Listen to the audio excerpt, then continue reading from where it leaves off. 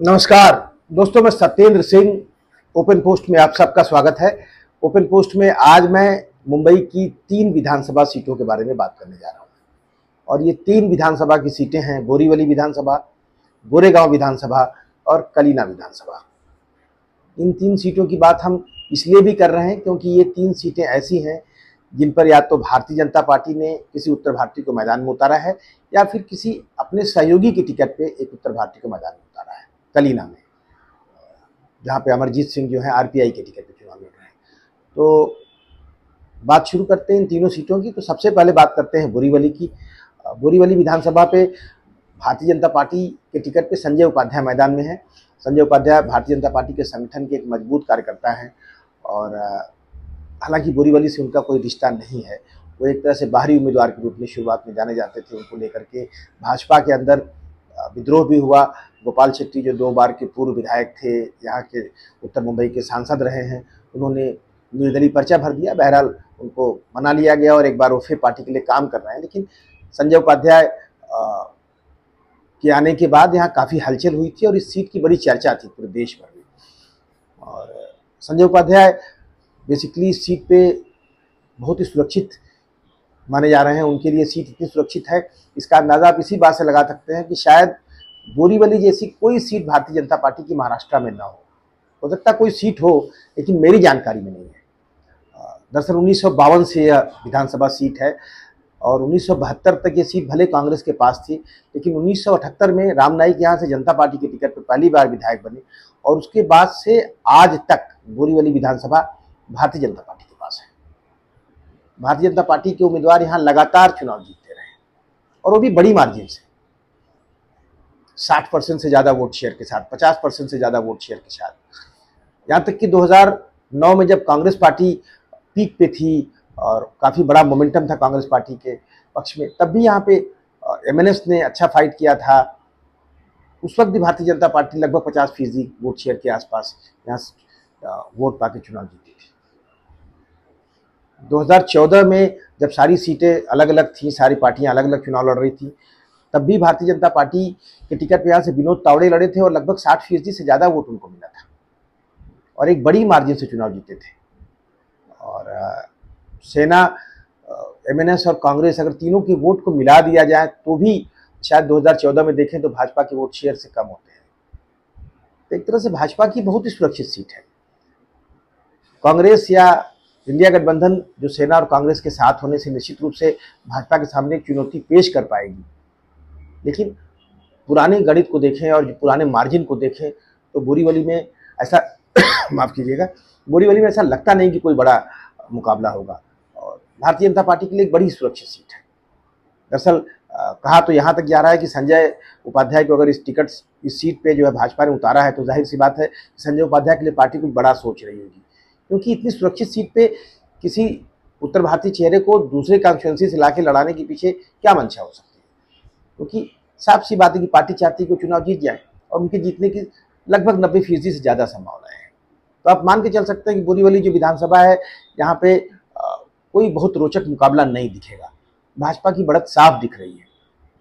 हो सकता है कि भारतीय जनता पार्टी में कुछ अंडर करेंट, नीचे के स्तर पर कुछ लोग नाराज हों, कुछ पार्टी के खिलाफ काम करें, तब भी शायद संजय उपाध्याय की मार्जिन जो है शायद उतनी कम नहीं हो पाए। एक तरह से बोरीवली विधानसभा भारतीय जनता पार्टी के लिए बहुत ही सुरक्षित सीट है और भाजपा की बहुत बड़ी बढ़त है। या संजय उपाध्याय को आप विधानसभा में लगभग मान के चल सकते हैं कि आप देखेंगे आगे। तो बोरीवली की बात हो गई, अब गोरेगांव की बात करते हैं। गोरेगांव विधानसभा जो है वो बेसिकली उत्तर पश्चिम लोकसभा सीट का हिस्सा है और बड़ी ही रोचक विधानसभा है गोरेगांव। रोचक इसलिए कि बेसिकली ये विधानसभा 1978 में अस्तित्व में आई और यहाँ पे काफ़ी पॉलिटिकल हलचल रही है। कांग्रेस पार्टी 1980 में चुनाव जीती, जहाँ पे जनता दल की मृणाल गोरे यहाँ से चुनाव जीती। शिवसेना का एक महत्वपूर्ण गढ़ रहा है। यहाँ पे शरद राव एक यूनियन के नेता थे, उनका काफ़ी बड़ा कार्यक्षेत्र रहा है एक तरह से। तो ये सीट बहुत ही महत्वपूर्ण है, पॉलिटिकली काफ़ी हलचल है इस सीट पे। और 2014 के पहले तक तो ये सीट शिवसेना के पास ही थी 2009 में यहाँ से सुभाष देसाई कांग्रेस पार्टी जब अपने पीक पे थी तब चुनाव जीते थे यहाँ से। लेकिन 2014 में जब सारी पार्टियां अलग अलग चुनाव लड़ी, सेना, कांग्रेस, बीजेपी, तब यहाँ पे भाजपा ने विद्या ठाकुर को उम्मीदवार बनाया था। यह कोई उत्तर भारतीय सीट नहीं मानी जाती थी उस वक्त तक, और विद्या ठाकुर भी बेसिकली कोई उत्तर भारतीय नेता नहीं थी, ये भाजपा की नेता है। विद्या ठाकुर जिस परिवार से आती है वो परिवार मुंबई में रचा बसा परिवार है और एक तरह से महाराष्ट्रियन उत्तर भारतीय परिवार है। इनके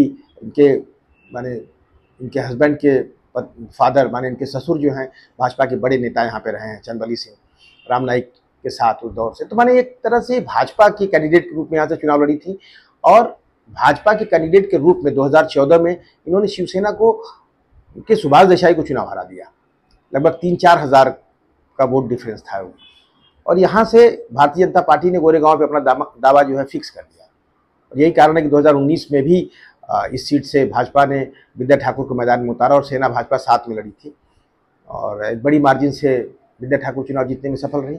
इस बार फिर विद्या ठाकुर भाजपा के टिकट पर यहाँ से हैं, और इस बार भारतीय जनता पार्टी के सामने जो चुनौती पेश कर रही है सेना, उसकी स्थितियाँ थोड़ी सी अलग इस मामले में है कि सेना के साथ साथ कांग्रेस साथ में है, और जो शिवसेना के उम्मीदवार यहाँ पे हैं, उद्धव ठाकरे सेना की बात मैं कर रहा हूँ, शिवसेना यूबीटी, वो समीर देसाई हैं जो यहाँ पे कांग्रेस के नगर सेवक रहे हैं और कांग्रेस पार्टी में काफ़ी लंबे समय तक सक्रिय रहे हैं। कांग्रेस में यूथ कांग्रेस के नेता भी रहे हैं वो, तो कांग्रेस पार्टी में उनकी पैठ है और उत्तर भारतीयों में भी काफ़ी गहरी पैठ है।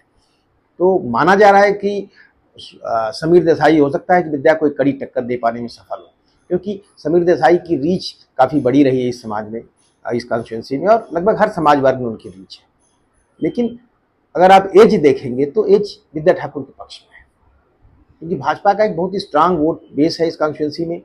साथ में सेना के अंदर जो है, अगर एकनाथ शिंदे सेना के कुछ हिस्से भाजपा के साथ गोलबंद होते हैं, और उत्तर भारतीयों में विद्या ठाकुर की काफ़ी बड़ी अपनी रीच है। उत्तर भारतीयों के लिए एक इमोशनल चेहरा है वो, उत्तर भारतीयों को एक चेहरे की तलाश थी। तो अगर उत्तर भारतीय उनके साथ गोलबंद होते हैं बड़े पैमाने पे, तो शायद विद्या ठाकुर की एक बड़ी एज यहाँ पे दिखे।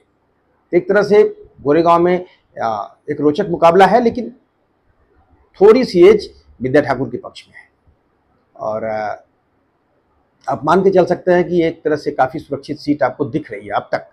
2-4-5 दिनों में चुनाव में कोई नई हलचल हो, नई बात हो तो बात की बात है, हम अलग से बात भी करेंगे कभी। लेकिन आज तक स्थिति है कि विद्या ठाकुर यहाँ पे एडवांटेज की पोजीशन में है, और समीर उनको कड़ी टक्कर देने की कोशिश करेंगे। तो स्थितियाँ कमोबेश इस तरह से हम इसको देख सकते हैं। और फिर मैं गोरेगांव के बाद चलिए बात करते हैं कलीना विधानसभा की। कलीना विधानसभा बेसिकली सांता क्रूज विधानसभा का एक हिस्सा रही है पहले, और 2008 के परसीमन के बाद अस्तित्व में आई। 2009 में उत्तर भारतीय चेहरे के रूप में कृपा शंकर सिंह यहाँ से विधायक चुने गए थे कांग्रेस पार्टी के टिकट पे, वो एक उत्तर भारतीय बड़े नेता थे। और 2014 में जब सारी पार्टियां कलीना में अलग अलग लड़ी, तब भी कृपा शंकर कांग्रेस के कैंडिडेट थे और यहाँ पे शिवसेना ने बड़ी जीत दर्ज की थी।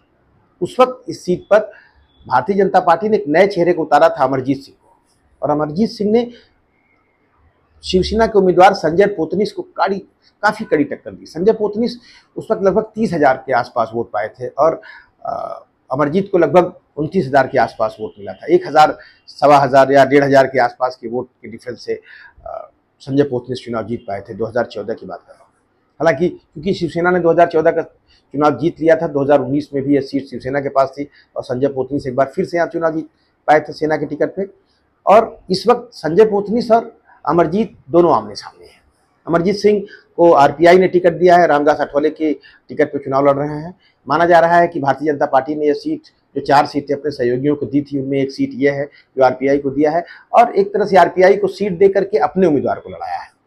तो एक तरह से भाजपा की पूरी ताकत है अमरजीत के साथ, और माना जा रहा है कि यहाँ पे भाजपा का जो वोट शेयर है वो शिवसेना के वोट शेयर के काफ़ी आसपास है।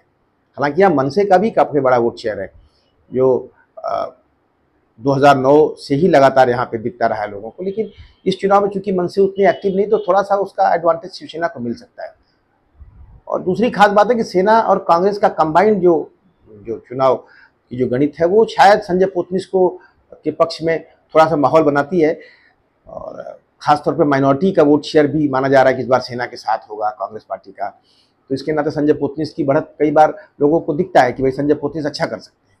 लेकिन अमरजीत के साथ जो दूसरा बड़ा एडवांटेज है कि अमरजीत उत्तर भारतीयों के बीच में बहुत पॉपुलर है, उत्तर भारतीयों की एक बहुत महत्वपूर्ण चेयर है इस इलाके में, और कांग्रेस पार्टी में उत्तर भारतीयों की गहरी पैठ रही है। तो कांग्रेस पार्टी के तमाम सारे उत्तर भारतीय अगर अमरजीत के साथ गोलबंद होते हैं,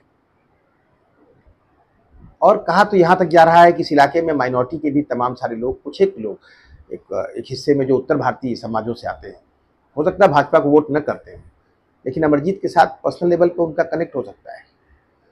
और अगर इसमें अमरजीत थोड़ा बहुत सफल होते हैं तो यहाँ पे संजय पोतनीस और अमरजीत सिंह के बीच में कांटे की टक्कर हो सकती है। अमरजीत को शिवसेना के एकनाथ शिंदे ग्रुप से भी काफ़ी उम्मीदें हैं कि अगर वो धड़ा ठीक ठाक काम करता है तो अमरजीत की लड़ाई थोड़ी सी बेहतर हो जाएगी। एक तरह से कलीना में बड़ा कॉम्प्लेक्स फिनोमिनन है। संजय पोतनीस की जो बढ़त की बात है वो सिर्फ इस जमीन पे है कि सेना और कांग्रेस का कॉम्बिनेशन साथ में है। अदरवाइज अगर देखें तो सामाजिक गणित के आधार पे तो संजय पोतनीस को अमरजीत सिंह यहाँ कड़ी टक्कर दे रहे हैं, और कड़ी टक्कर की स्थिति बनी हुई है। 2-4 दिन में स्थितियाँ कैसे बदलती हैं, किसके पक्ष में बदलती हैं, इसका हमें इंतजार रहेगा। और फिर हम किसी और विषय पे, किसी और कॉन्स्टिट्यूएंसी के बारे में बात करेंगे, और यहाँ भी अगर कुछ इस कॉन्स्टिट्यूएंसी में भी कुछ बदलता है, कुछ नया होता है तो उसकी बात करेंगे आगे। तब तक के लिए नमस्कार।